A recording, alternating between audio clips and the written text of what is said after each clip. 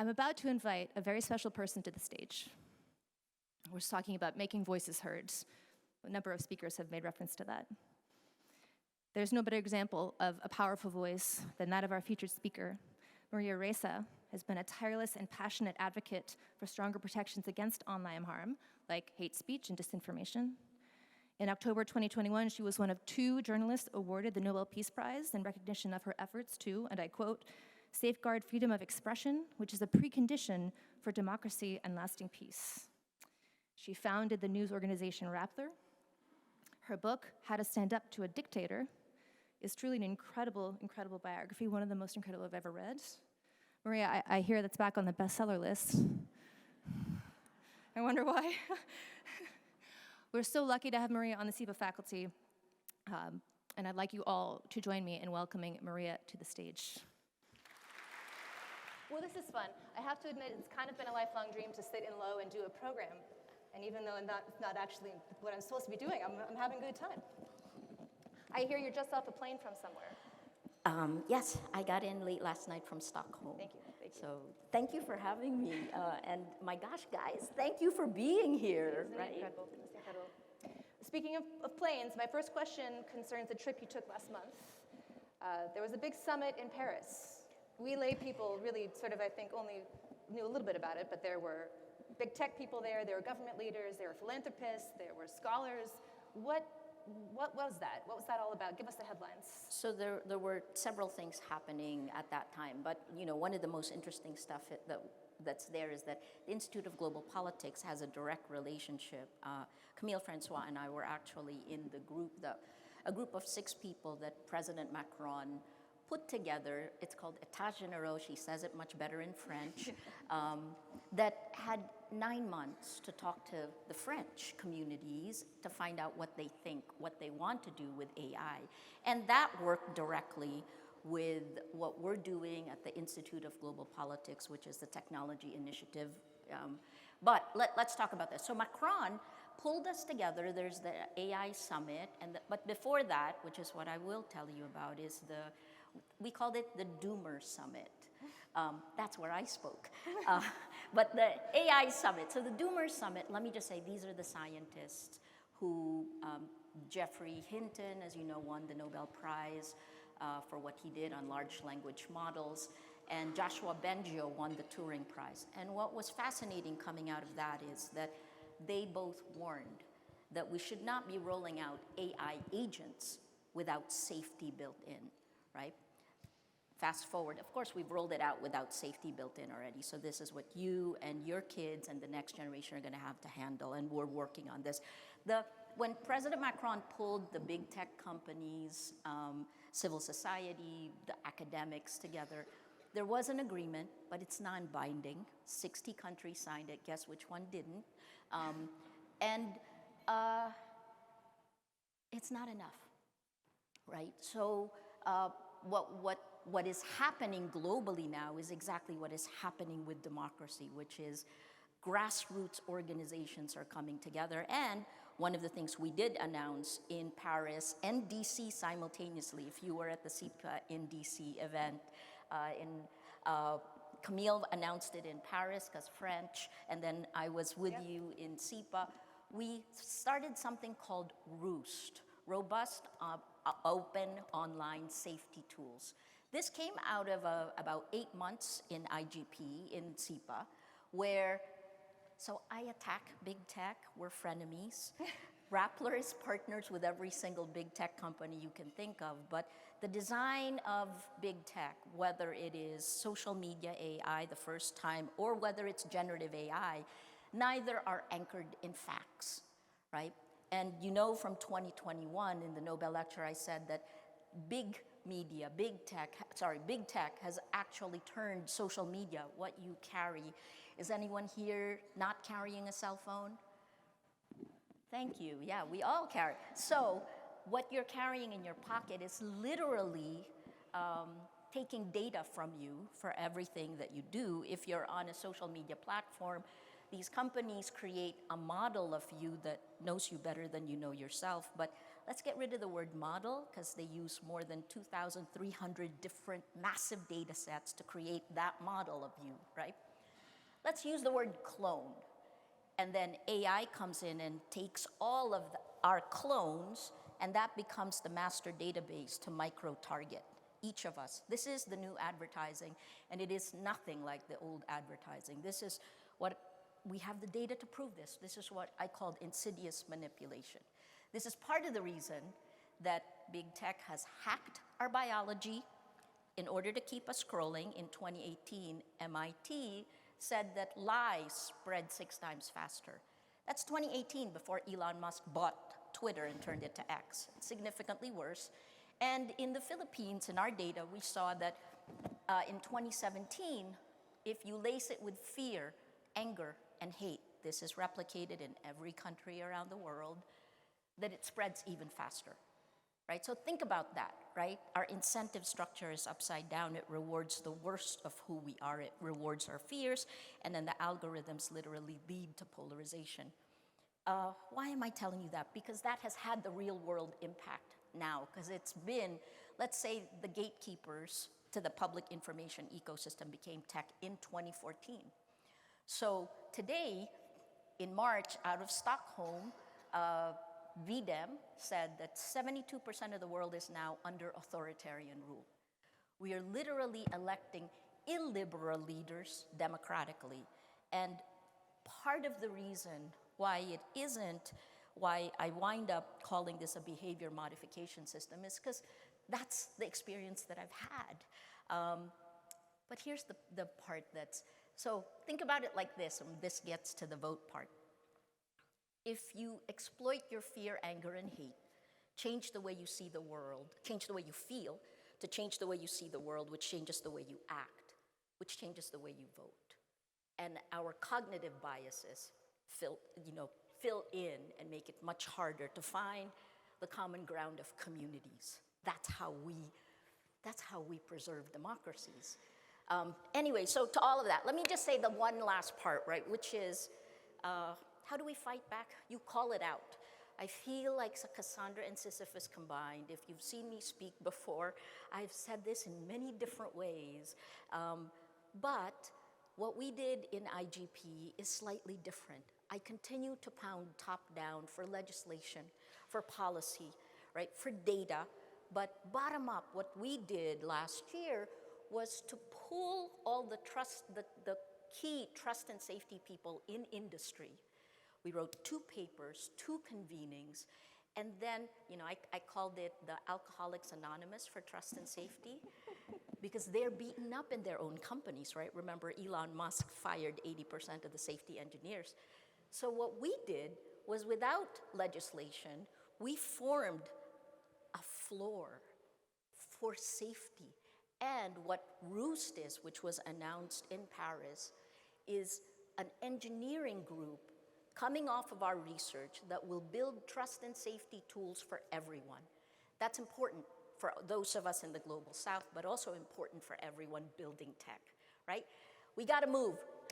So tech, like democracy, has got to move both bottom up and top down. Oh, I want to stay on this point. I remember actually you made the graduation speech a few years ago. 2 years ago?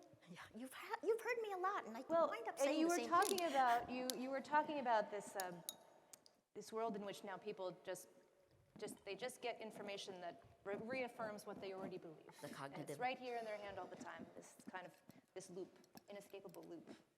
And that was meaningful at the time, but now I hear you linking it even more to what we might in this room call just how do we think about this in the context of the rise of authoritarianism? Or when we think about democratic resilience? Sure. It feels like that is now the connection that you're making. Is that right? I openly say this is the death of democracy, right? In How to Stand Up to a Dictator, we really laid out every single step. And, to be honest, it's really horrible to have deja vu. I feel like I have PTSD. You have to laugh at every now and then, right? But look, in 2024, we had more than 74 major elections globally. We don't have agency because our public information ecosystem is corrupted. There's a massive generation gap between those 50 and above who are still on traditional media and our Gen Zs, 18 to 34, actually larger than Gen Z, were on social media and believe what they get, right? And I'm gonna do news on social media because think of the incentive structure, right? Standards and ethics are not on social media. A journalist is not an influencer, and yet it is the worst of who we are that's pushed. So we elected them, and 2025 is whether or not democracy survives. And the lesson we learned in the Philippines is that the longer it takes the citizens of a democracy to hold on to their rights, the weaker they get over time. Because what you lose at the beginning, you never get back. And let me put it in the context of the Philippines. I managed the largest news network in the Philippines before I started Rappler, about 1,000 journalists. It's the largest broadcaster in the Philippines. Under Rodrigo Duterte, he took away their franchise, their license to operate. Does that sound familiar? He took it away and they've never gotten it back, right? Duterte is no longer in power. In fact, you know, I always say that the Philippines moved from hell to purgatory, but I so worry that the West and America is moving to hell. See, you're not laughing because it's real, right? Here's the thing, there's an upside.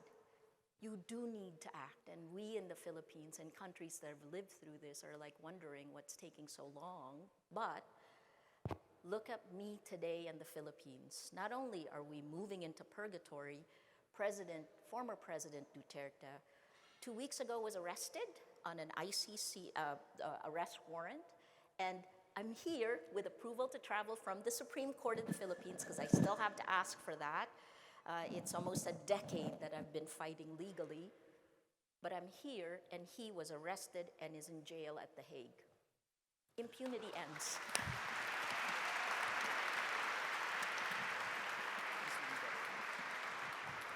Microphone switch. Can you hear me better now? Oh, man. Well, so let's stay on the counterpoint. Sure. I'll give you water. Duterte was just arrested. He was. There are tech CEOs like Reid Hoffman, who is also a Carnegie Distinguished Fellow for IGP, who are much less pessimistic than you are. Yes. So what gives? What is helping people see the utopian side of this? And how do we think about that? Yeah. Look, I think Reid, and I've told him this directly, I think he's the best of Silicon Valley, but it's still not good enough. Because this isn't about speech, which is what the big tech lobby will do. It's now the largest lobby globally. It's about safety. It's about having safe drinking water, not having lead in the paint that is on the toy of your child, right? And we already know this. Finally, it took the United States. There have been so many studies done globally that looked at the impact of social media, but now generative AI is significantly worse, right? About a year ago, you know, the Hong Kong company that the fraud, their guy in Hong Kong was in a Zoom meeting where he was asked to transfer $25 million to an account in London, and he thought he was talking to the CFO. He wasn't, right? The scam, the enshittification of the internet is now full steam ahead. I am just giving you such hopeful news. But here's the thing, right? You are not answering the question. Let me answer the question. I think where AI, where generative, this LLM, the large language models, work really well, and we see some of this work here at the medical school, right? It's in the vaccines. It's in biosynthetic, it's in medicine, actually. But when you put it in the public information ecosystem, you corrupt the public information ecosystem because LLMs have, at best, a 16%, 16% error rate. And what they will say is, oh, that's a hallucination. You know, if you ask a chatbot and you're in the middle of a typhoon, where the safest place to go is, and that chatbot is 16% wrong, someone can die. We saw some of this in the LA fires. This is like letting a drug company give that side of the room a drug to test and have them test drug B on this side, right? Because they should actually do all this before. And that side of the room, oh my gosh, you died. So sorry. That's kind of social media. Social media and tech needs us to show what behavior will be like, to modify their design, but it's not safe. So let me just say on the last part there, right? In April 2022, Dmitry Muratov, who won the Nobel Prize with me in 2021, along with 300 Nobel laureates, including Joe Stiglitz, I think he signed this, civil society groups, human rights groups, we signed a 10-point action plan that was really aimed at Europe, but largely because we didn't think the United States would act fast enough. 3 bullet points there. The first is stop surveillance for profit. Because surveillance capitalism, that business model, again, have you consented to be cloned? Consumer Reports last year said they have 2,358 massive data sets for each of us that are pulled together to be cloned for us, right? Stop surveillance for profit. 2, stop coded bias.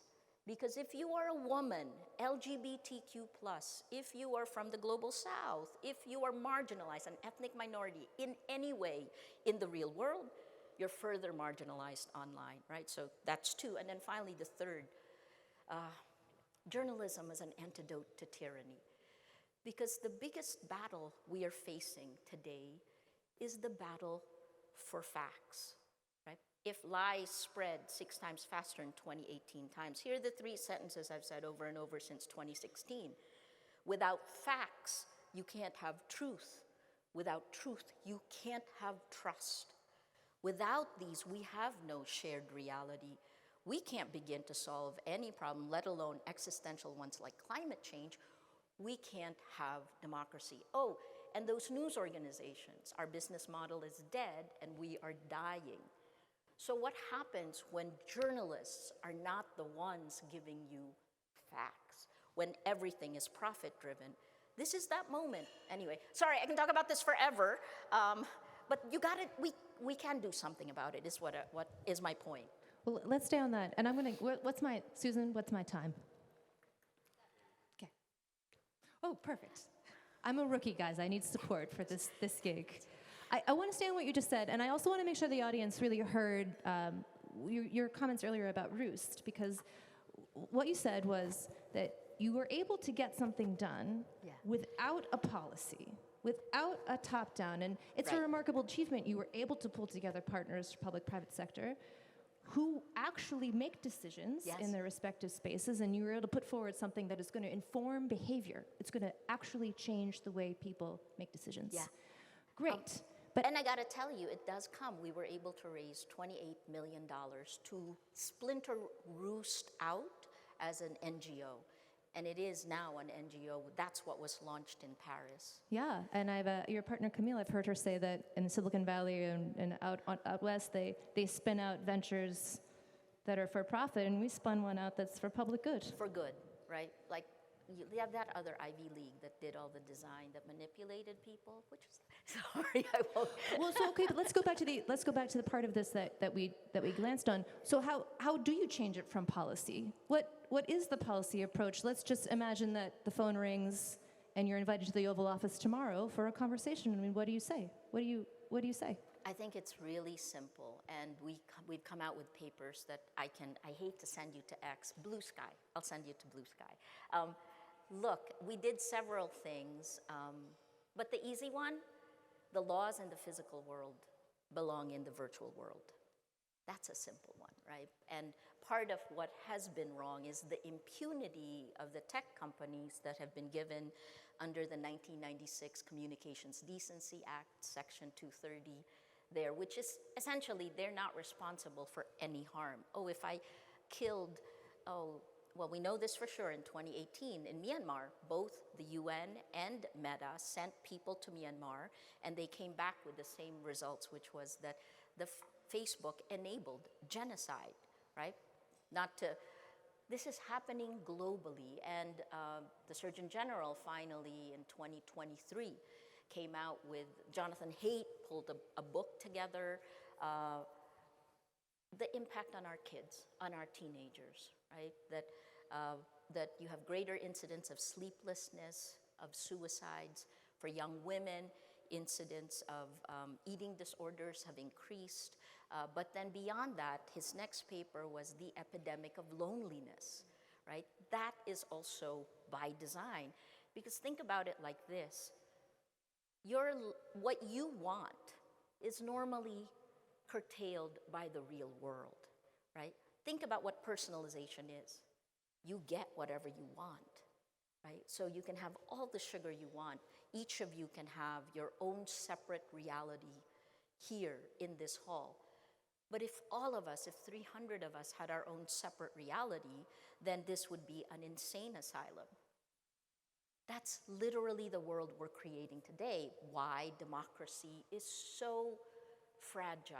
So this is, let me just say the last part of this, which is in how to stand up to a dictator.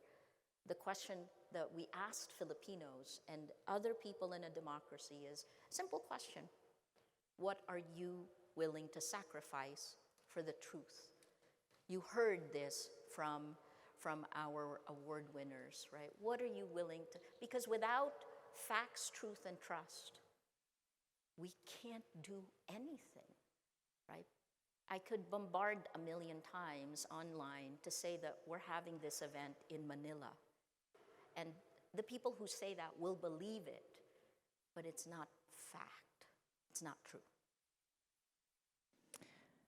I have one more question for you. Sure. Tell us about teaching. Oh my God. We're going to end on a positive note. Tell us about teaching at SIPA. What is it like in the classroom? How are your students? What are the surprises? What are the things that continue to energize you? Tell us what it's like. This is my second semester teaching, and I've taught in many different ways. The co-founders of Rappler are all teachers in universities in the Philippines as well, because we believe this is our investment in the next generation, right? Plus, how can you create news if you don't understand the generation coming up, right? SIPA students are absolutely incredible. You know, we have a cap. I've had 2 classes, 30 people max in my class, but they are literally the best and the brightest from all over the world. And they're doing things right now. What's shocking now to me as I go through the deja vu of what's happening in America is to see the impact of fear, right? Look, under Duterte's Philippines, my reporter, we have one that we assigned to the drug war, and every night she would come home with videos of at least 8 dead bodies dumped on the sidewalk, right? Fear works, but I think the key part here is that the students have the energy to then go through. One of the things we're working on is something that came from États Généraux and what we did in Paris. Rappler began building a matrix protocol chat app, right? We have to look at the design of the internet today because it's been designed for profit, which has led to the enshittification, right? That's a Cory Doctorow phrase, so let me attribute it. And it's going to get worse. So the matrix protocol is what France, Germany, Taiwan, countries that care about data privacy and integrity of information, that's what they use. And so in Rappler, about a year ago, we began to roll it out, and we're ready for our elections in May. That's where our community is. My students are using not just the matrix protocol. I have an incredible student who began to actually map the online world. And it's that sense of curiosity the energy that doesn't allow limitations, right? And I saw this in Rappler. It's the idealism of youth. And we need that spark. In Rappler, when we started it, 4 or 5 of us were above 40. I'm now 61, right? I don't mind you know how old I am. But we couldn't have survived the Duterte years without our reporters who were all in their 20s. The median age in Rappler is 23 years old. So we have learned to have the wisdom of experience coupled with the idealism of youth that refuses to accept and the curiosity to keep moving forward. I think this is what we need, and so I'm really happy to be here. Can I ask for a final round of applause for SIPA's own Ressa? Thank you. Thank you.